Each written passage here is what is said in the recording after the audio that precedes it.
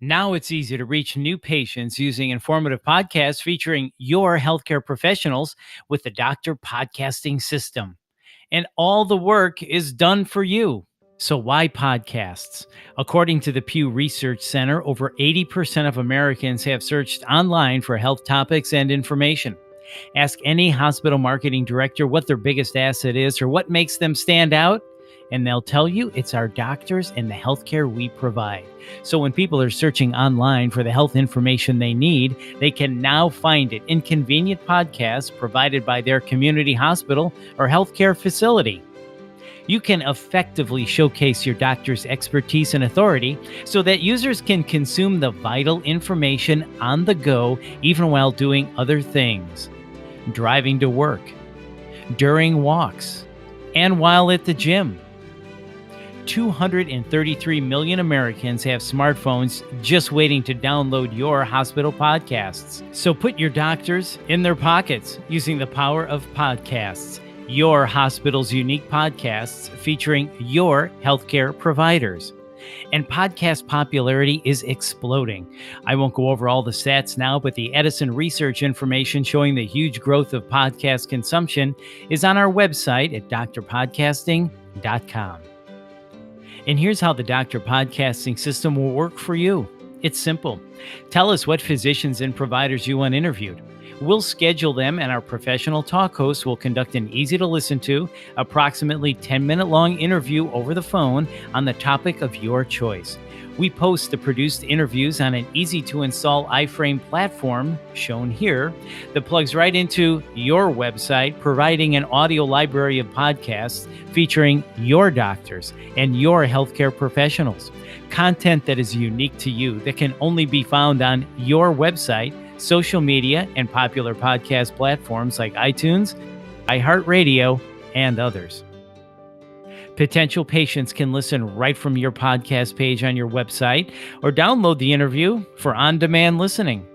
Users can click through to a detail page where we describe the episode, provide information on your doctor, photos, bios, and complete word-for-word transcripts of the interviews. You'll also receive a professionally written article to accompany each podcast. You'll have a constant stream of content to be used for your blog, newsletter, PR, and earned media campaigns. And here's an example of a Facebook post promoting a podcast and a Twitter post. Doctors love the experience because it's convenient and easy.